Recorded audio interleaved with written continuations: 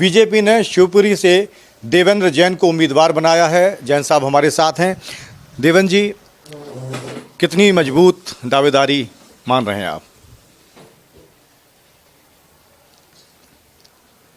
पूरी तरह से मजबूत हूं मैं।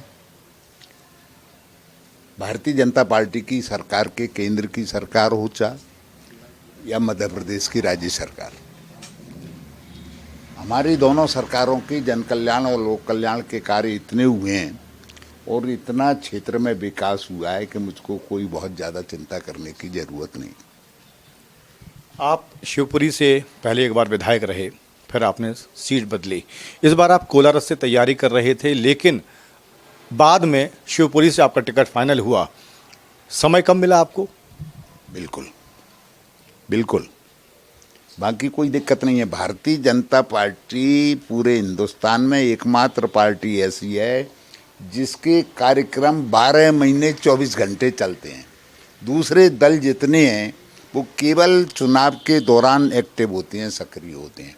तो हमारा कार्यकर्ता तो 24 घंटे तैनात रहता है मोर्चे पर लड़ाई के लिए।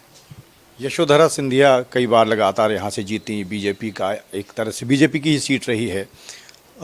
ऐसे में आप पहले जब विधायक थे तब आपने जो भी काम किए उसके आधार पर दोबारा शिवपुरी की जनता से वोट मांगेंगे, या आपसे पहले यशोधरा जी ने जो काम किए उनके आधार पर या पार्टी की नीतियों के साथ जाएंगे और वोट मांगेंगे? मैंने उस टाइम किए वो भारतीय जनता पार्टी के सिपाही ने किया। श्रीमती यशोधरा राजे सिंधिया जी ने जो काम किए वो भारतीय जनता पार्टी के रूप में ही किए, और राज्य सरकार ने किए चाहे केंद्र सरकार ने, सभी काम हमारी भारतीय जनता पार्टी की देन है। और जितने हमने चाहे जन कल्याण के हों, लोक कल्याण के हों, डेवलपमेंट के हों, सभी कार्य बताए भी जाएंगे और उनके आधार पर हम चुनाव में जाएंगे। कांग्रेस ने केपी सिंह को मैदान में उतारा है आपके खिलाफ, लेकिन ऐसी भी खबर है कि उनका टिकट बदला जा सकता है, कट सकता है। रघुवंशी जी हैं, उनको टिकट दोबारा कांग्रेस उनको मैदान में ला सकती है। ये जो कन्फ्यूजन की स्थिति है आपके खिलाफ विरोधी खेमे के साथ, उसका फ़ायदा मिल सकता है आपको? बड़ी आश्चर्यजनक बात है कि शिवपुरी सीट पर कांग्रेस के पास देवेंद्र जैन के खिलाफ लड़ाने को उम्मीदवार है नहीं।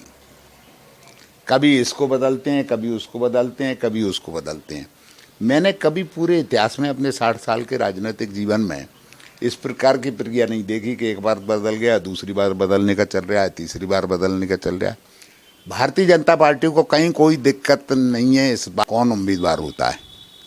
हम पूरी तरह से मुस्तैद हैं, हमारी पार्टी एक्टिव है, पूरे कार्यक्रम चालू हैं, बूथ केंद्र तक हमारी व्यवस्थाएं हैं कंप्लीट। समस्याओं की बात भी जनता ने की। आज हमने लोगों से जब बात की, उन्होंने कहा कि शहर में जब आप एंट्री करते हैं शिवपुरी में तो चमक दमक दिखती है, सड़क अच्छी दिखती है, लेकिन शहर के अंदर सड़कों का हाल खस्ता है। सीवर लाइन की समस्या है, जलावर्धन योजना लंबे समय से अटकी हुई है, और उन्होंने करप्शन की बात भी कही, जबकि नगर निगम में बीजेपी है, विधायकी बीजेपी के पास रही। तो ये चुनौतियाँ हैं आपके सामने। बेरोजगारी भी, उन्होंने कहा मजदूरों के सामने बेरोजगारी की भी दिक्कत है, काम नहीं मिलता। जहाँ तक विकास की और समस्याओं की बात है, जल आवर्धन योजना कांग्रेस की सरकार थी, नगर पालिका कांग्रेस की थी, और जो पेयजल की जो योजना है वो नगर निगम माने नगर पालिका उसकी जिम्मेदारी थी। उस टाइम कांग्रेस के अध्यक्ष हुआ करते थे, उनने घटिया पाइप खरीदी और उस पाइप खरीदी में जो भ्रष्टाचार किया उसकी सजा शिवपुरी की जनता बरसों से भोग रही है। उसकी वो सड़ा पाइप था, लगातार रोज आज जोड़ा, कल टूटा, परसों टूटा। उसके बावजूद हमारी विधायिका लोकल मध्य प्रदेश सरकार की मंत्री श्रीमती यशोधरा राजे सिंधिया जी ने पूरी की पूरी दोबारा लाइन बदलने के लिए फंड मंजूर कराया। पाइप आ चुके, लाइन बदलना चालू हो गया है। लाइन बदलना चालू हो गया है। दूसरी पार्टियों की बात करें शिवपुरी में, पीएसपी और आम आदमी पार्टी। आम आदमी पार्टी पहली बार चुनाव लड़ रही है। इन दोनों उम्मीदवारों की स्थिति क्या देखते हैं आप पूरे सियासी समीकरण में? क्या वोट कटवा की हैसियत से वो चुनाव लड़ रही हैं? वोट काटेंगे, और काटेंगे तो किसको डैमेज करेंगे? आम आदमी पार्टी का यहाँ कुछ नाम निशान नहीं है। केवल अपन किसी एक ऑफिस में बोर्ड टांग दें कि कार्यालय आम आदमी पार्टी, पार्टी की ताकत होती है उसमें बैठने वाले लोग, कितने लोग उसमें बैठे हुए हैं। मैं नहीं समझता कि कुछ भी है यहाँ आम आदमी पार्टी का। बसपा का एक जनाधार था, परमानेंट उनका प्रतिबद्ध वोटर, और वो वोटर लगभग शिवपुरी विधानसभा में 10,000 के आसपास रहा है। मैं तो पिछले 40 साल का बता रहा हूँ। तो उतने वोट वो प्राप्त करेगा जो बसपा का उम्मीदवार है। हमारे ऊपर उसका कोई बहुत असर होने वाला है नहीं। जैन साहब, एक आखिरी सवाल, आपने ये तो कहा कि योजनाएं चल रही हैं राज्य सरकार की, केंद्र सरकार की, डबल इंजन की सरकार की जो आप लोग बात करते हैं, और बतौर विधायक आपने यशोधरा जी ने जो काम कराए उनका भी आपने हवाला दिया। जनता आपको जिताकर विधानसभा अगर भेजेगी तो फिर आपकी प्राथमिकताएं क्या होंगी इस इलाके के लिए और लोगों के लिए? शिवपुरी की पेयजल समस्या में जो खामियां हैं, जो कमियां हैं, उनको दूर करने का काम पहला। सीवर लाइन पे काम चल रहा है बहुत धीमी गति से, उसको भी सुचारू रूप से तुरंत चालू करवाना।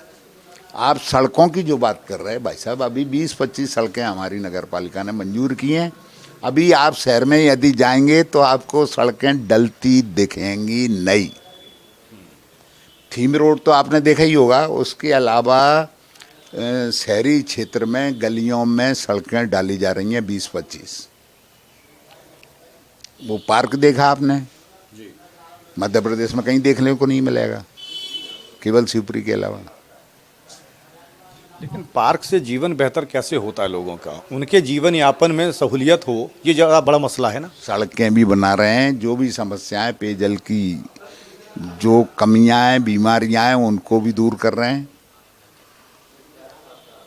और शिवपुरी में जैसे आप कह रहे हो कि पार्क से पेट नहीं करता, शिवपुरी की जनता के सामने सबसे बड़ा प्रश्न है शांति और सुरक्षा का,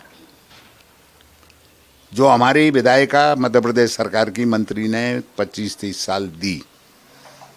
आज जो कांग्रेस के उम्मीदवार हैं, शिवपुरी का आम आदमी डरा हुआ है, भयभीत है। यदि दुर्घटनावश यदि कांग्रेस का विधायक बनता है तो यहाँ की शांति और सुरक्षा का क्या होगा, अराजकता का वातावरण पैदा ना हो जाए। मुख्य आदमी के लिए वो भी आवश्यकता है, शांति और सुरक्षा। बहुत बहुत शुक्रिया जैन साहब और शुभकामनाएं आपको। जैसा सुना आपने, देवेंद्र जैन जी का कहना है कि विरोधी पार्टियों की बात करें तो बीजेपी के अंदर एक भ्रम की स्थिति बनी है। बीएसपी का वोट बैंक हुआ करता था एक ज़माने में, बट अब उतना वोट बैंक उनका इस इलाके में नहीं है। और आम आदमी पार्टी के लिए उन्होंने कहा कि आम आदमी पार्टी का जनाधार यहाँ कुछ भी नहीं है। ऐसे में जाहिर है वो अपने लिए बेहतर संभावनाएं देख रहे हैं। कैमरामैन मधुर कैंथोला के साथ राघवेंद्र द्विवेदी, शिवपुरी, भारत एक्सप्रेस।